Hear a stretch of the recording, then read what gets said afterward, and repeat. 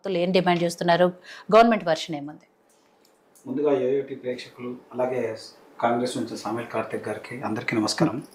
అయితే ఈడ క్లియర్గా మనం ఈ 19 నెలల వీళ్ళ పాలన చూసుకున్నా, గతంలో చూసుకున్నా ఉన్నటువంటి పరిస్థితులను చూస్తూ ఉంటే పూర్తిగా హిందూ వ్యతిరేకమైనటువంటి వాతావరణమే మాట్లాడుతుంటారు.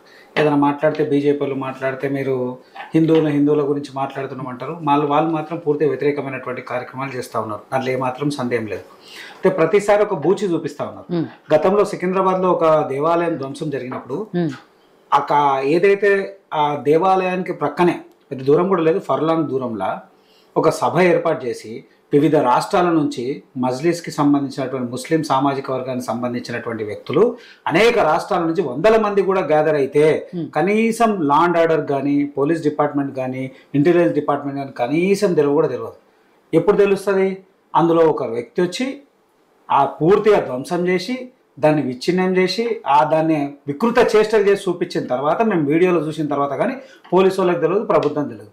మళ్ళీ ప్రభుత్వం ఏం చేస్తున్నట్టు దాని మీద మాట్లాడితే ఎవరు చేసినోడేమో బాజాప్తాడు వయసు వస్తాడు, నిరసన చేయడానికి కూడా లేదు, కనీసం పూజ చేయడానికి మళ్ళీ కూడా దేవాలయం పోనీయరు. పూర్తి ఆంక్షలు, కనీసం అక్కడ పోనీయలే చేయనిలే.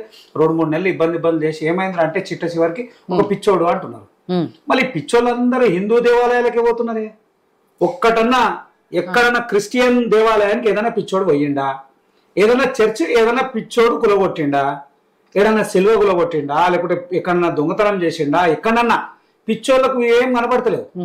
ఖాళీ హిందూ దేవాలయాలు మాత్రమే పిచ్చోళ్ళకు కనబడుతున్నాయి. ఒక మస్జిద్కి ఎక్కడన్నా పోయిండా? ఏదైనా దర్గా పోయిండా? లేదే. ఖాళీ హిందూ దేవాలయం మీద మాత్రమే ఈ పిచ్చోళ్ళు దాడి చేస్తున్నారు. అంటే దాడి చేసిన వాళ్ళని కాపాడుకోవడానికి పిచ్చి అనేటువంటి ఒక ముసుగుని ప్రతిసారి తొలగిస్తా ఉన్నారు.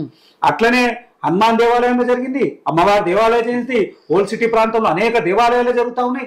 ఏది జరిగినా మళ్ళీ ఏంటంటే పిచ్చోడు అనేటువంటి వాదన తీసుకొని వస్తున్నారు. ప్రభుత్వం దాని మీద చాలా అంటే చాలా వల్గర్గా మాట్లాడిన సందర్భాలు కూడా చాలా మంది నాయకులు ఉన్నారు. ఇప్పుడు ఈ విషయానికి వచ్చిన వాళ్ళు ఏం మాట్లాడుతున్నారు? చిన్న గుడి, అక్కడ గుడే లేదు, అది ఉండే ఇది ఉండే. అరే బాబు, హిందూ సాంప్రదాయంలో చెట్టుని దేవుడిగా మలుస్తాము, భూమిని దేవతగా చూస్తాము, ఆకాశాన్ని పంచభూతాలని దేవుడిగా కొలుస్తుంటాము. అవన్నీ తెలిసినటువంటి సనాతన ధర్మమే హిందువులు. మా ధర్మమే సనాతన ధర్మం. ప్రతి మానవుడు ప్రతి అనువనం కూడా మేము దేవుడు స్వరూపంగా చూసేటువంటి వ్యక్తులము.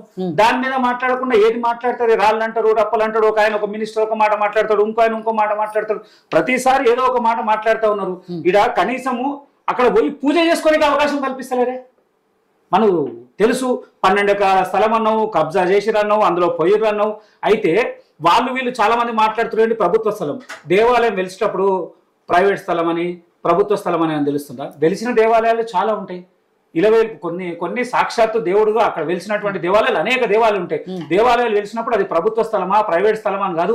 అక్కడ ఉన్నటువంటి భక్తులు వాళ్ళ మనోభావాల్ని దెబ్బతీయకుండా చూడాల్సినటువంటి ప్రభుత్వం పూర్తి వ్యతిరేకంగా చుట్టూ కంపౌండ్ వాళ్ళు పెట్టి మనుషుల్ని పోనీయకుండా ఆ మనుషుల్ని కట్టడి చేసుకుంటా పోయి ఎవరు వస్తే వాళ్ళ మీద లాఠీ చార్జీలు చేసి, అరే ఇది నిజంగా కాంగ్రెస్ పాలన అనుకోవాలా? ఎప్పుడో వచ్చినటువంటి రజాకార పాలన. అప్పుడు ఎప్పుడో రజాకారులు అన్నాం, మళ్ళీ కళ్ళ ముందు కనీసం బోనం తీసుకొని ఇస్తలేరు, ఆడవాళ్ళని దర్శనం చేసుకొని ఇస్తలేరు, అక్కడ ఓడడానికి ఇస్తలేరు, పూర్తి ఆంక్షలు పెట్టిరు. కారణం ఏంటంటే 1000 కోట్ల రూపాయలు అయినటువంటి భూమి, ఆ భూమిని అమ్ముకొని సొమ్ము చేసుకోవాలనేటువంటి ప్రయత్నం ప్రభుత్వం ఉంది. దాంట్లో ఏమాత్రం సందేహం లేదు. ప్రభుత్వ లక్ష్యం ఒకటే, వేలాది కోట్ల రూపాయలు వాళ్ళ సొంతం చేసుకోవాలని. ఎందుకంటే ఆ హైదరాబాద్ నడిబొడ్డున అంటే బంజారా జూబ్లీ హిల్స్ నడిబొడ్డు ఉన్నటువంటి విలువైనటువంటి స్థలం, ఆ స్థలాన్ని మళ్ళా కబ్జా చేసుకోవాలి.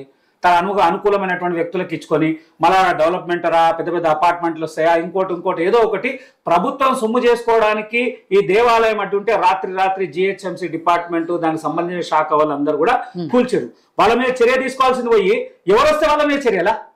అరే దేవాలయానికి వచ్చిన వాళ్ళ మీద చర్యలు. 24 మంది మీద కేసు చేసిర్రు.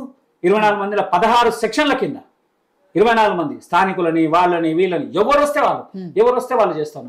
దౌర్జన్యమైనటువంటి పాలన కాంగ్రెస్ పాలన. నిజంగా కూడా కాంగ్రెస్ గతంలో మాట్లాడినప్పుడు అనేక సందర్భాలు మాట్లాడినప్పుడు మేము కూడా ఒకనొక సందర్భం అరే ధర్మం కోసం మాట్లాడుతున్నటువంటి నాయకులు కూడా కాంగ్రెస్ ఉన్నారని సంతోషపడ్డటువంటి రోజుల నుంచి ఇలా పూర్తి విరుద్ధంగా ఏం మాట్లాడుతున్నారు?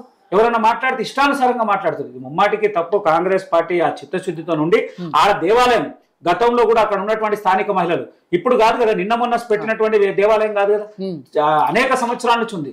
ప్రభుత్వమే ముందొచ్చి దేవాదాయ శాఖ, నిజంగా దేవాదాయ శాఖ ఉన్నదా లేదా, ఆ దేవాదాయ శాఖకు ఉన్నటువంటి మంత్రి అమ్మవారు ఏడున్నదో వాళ్ళ అమ్మవారు ఏడుందో ఆమె నన్ను వచ్చి జరుగుతున్నది ఏంది, ఎక్కడ జరిగింది, ఏం సంగతి, ఆషాఢము కార్తీక ఆషాఢంలో బోనాలు ఉన్నటువంటి సమయంలో అమ్మవారి దేవాలయం ధ్వంసం చేయడం ఎంత విడ్డూరం. అరే ఇవాళ రేపు ఉన్నటువంటి పరిస్థితులు మనం అందరం కూడా చూస్తున్నాం.